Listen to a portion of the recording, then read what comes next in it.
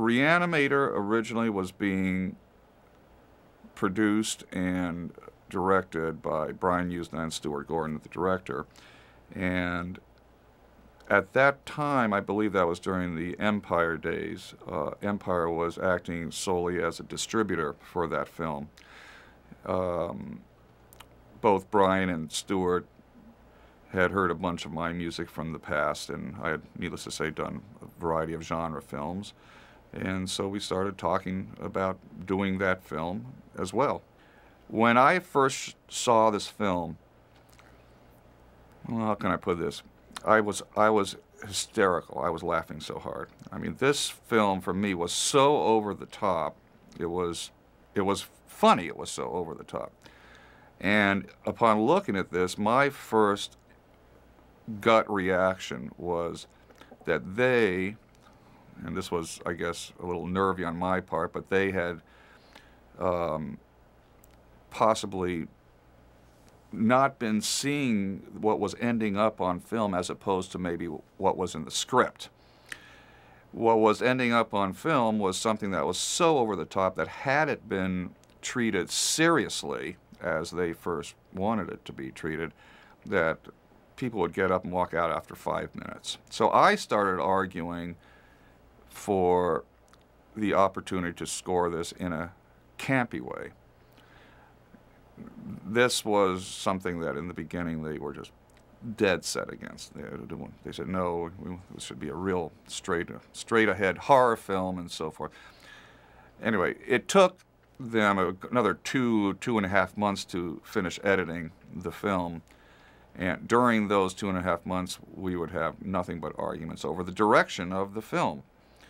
I stuck to my guns, and slowly, I believe, Brian started seeing that perhaps I might be right. And I think Stuart finally saw that maybe I had a point, but they weren't totally sold on this idea of treating it in a campy fashion. The intention, one, was, the way I was looking at it was, what was the quintessential horror score in history? In my opinion, it was Psycho. In most people's opinion, it was Psycho. So to use those, to take those motifs and put my own theme behind it. In the main title, it's got its own theme. It's not the Psycho theme, but the orchestration and a couple of the motifs are definitely derived from Psycho. There's no question. That was not something I was trying to hide. It was just the opposite. I wanted to make it so obvious that everybody would go, "Wow, what is this?" And if it's that obvious, right, then right off the bat, they know that something is twisted. I mean, nobody's going to take that and make it that obvious unless there's a reason for it. So by taking those motifs, the ones that, you know, from the real Psycho, and changing them around, but still having them recognizable, then putting in my own theme, and putting in things like a drum beat, which would have never have been done, to sort of hippify it in a way, but make it even quirkier. That is what I was called. That's what I mean by, you know, twisting it around, and also again changing some of the orchestration to be more intimate and quirky, like I use in the whole score. I use some like solo violins or solo cello or solo instruments, which makes it more intimate, and it also makes it sound quirkier in a lot of spots. So that's one way that I twisted it. The only real controversy was the Bernard Herrmann Society or something. I mean, first of all, let's get clear. I was never sued. I was never threatened to be sued. 99% of the people who saw this movie and reviewed the music got the joke. So we're only talking about a few absolute diehard people, you know, who probably, you know, pray to Bernard Herrmann several times a day, you know, east, west, or whatever, that were very upset, and they called it an abortion, which I totally agreed with, by the way. I mean, it was a total abortion. I mean, wasn't that the point, you know? So that was really the controversy, is that the Bernard Herrmann Society, which is basically a fan club of sorts, you know, said that this, you know, how could they take this, you know, most brilliant piece of music and history by one of the most brilliant composers and do this to it. I don't know. I'd say get a sense of humor, you know, that's all it was. I had insisted on the end titles to credit Bernard Herrmann, you know, for the intentional borrowing of the motifs and themes. And I mean, you might remember this. I forgot the wording, but it was something like my deepest thanks and regrets and sympathies to Bernard Herrmann for the use of his themes, or whatever. It was something of the sort, but it was always my intent to do that. And but you know, filmmaking, somebody left it out of the end title credits, and that only furthered the controversy. And of course, this was not a big budget movie, so when I saw that, I said, we got to reshoot the credits. It's got to be in. I did feel very strongly about him, and I was given the option to pay for it. I didn't have the money to pay several $1,000s for them to reshoot the end credits. We recorded this in Rome, Italy, with the Rome Philharmonic.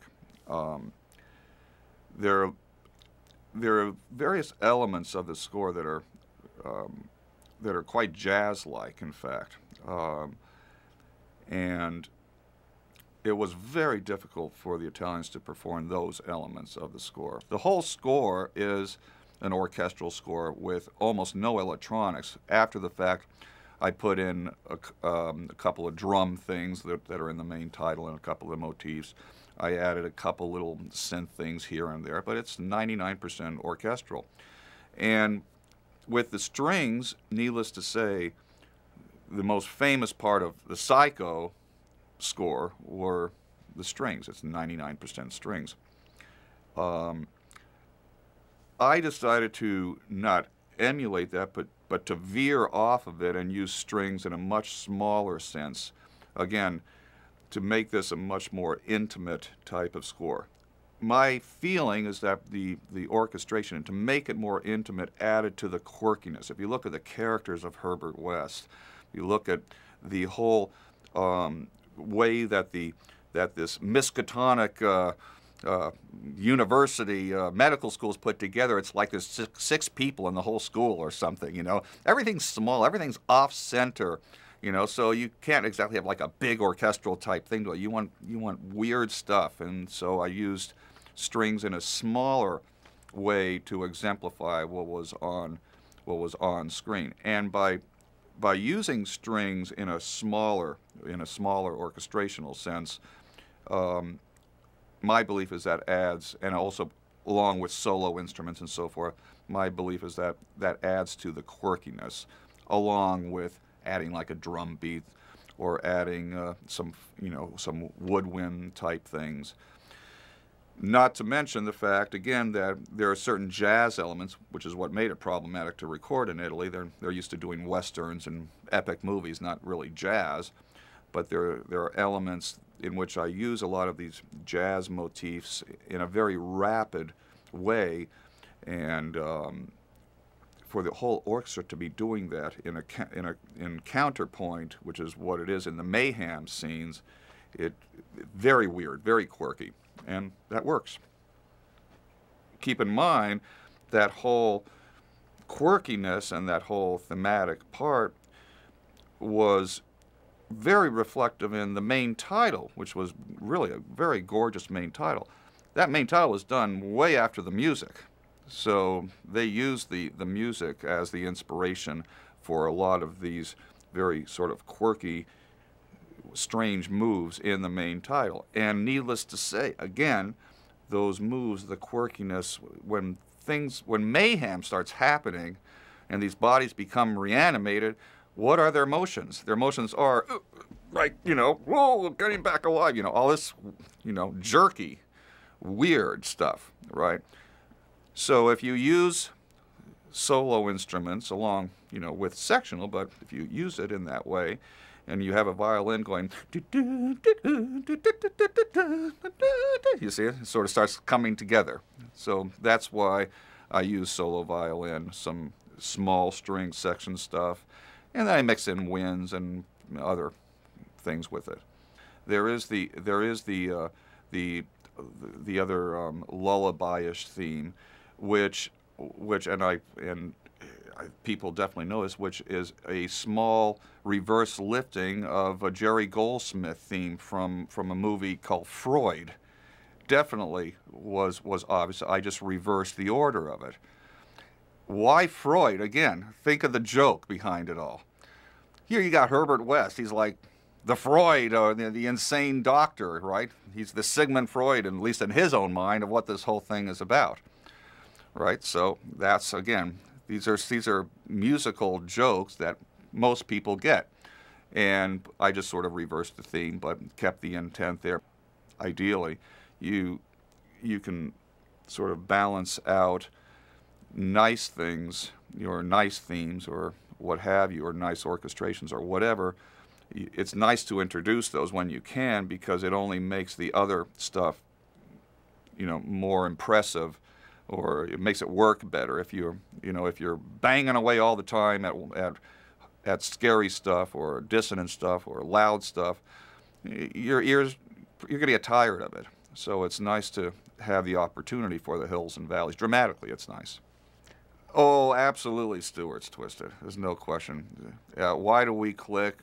I think it was first or second time that we ever got together that we both found out from one another that we both love Frank Zappa music, and we would sit and have barbecues and dinner and stuff, and we would sing entire Frank Zappa albums from the past. So anybody who loves Zappa that much and could sing an entire album with me has got to be twisted. There's no ifs, ands, or buts about that part. So we clicked on that level. He is twisted. He's got a great sense of humor, and and you're right. It was the first of I guess about 5 movies or 6 movies or something like that. He's got a twisted sense of humor. He's twisted in a lot of ways, and I find it humorous. I find it entertaining, and I find it very challenging. On other films that we worked on, I guess the thing that I like about Stewart is he always gives me the latitude to do something different, and a lot of the time he really insists upon it. So we'll sit sometimes and go back and forth creatively on a direction or a way to do something different, and that's fun, because especially in certain genre things. I mean, genre has been done to death in so many different ways. Why would I want to do it at all anymore unless I had the opportunity to do something different with it? And Stewart has given me those opportunities. The thing I guess I'm proudest about when it comes to Re-Animator itself is we all took some risks on there, some big risks. And if anything, it's a good thing in the long run to know that occasionally when you do take risks that they pay off in the long run. And I think from a creative standpoint, I think it's paid off. I think it's paid off for Stewart. I think it's paid off for me. I think it's paid off for Brian, for a lot of people involved in the film. It was risky, and I think it did change the way some people approach filmmaking in the genre and in the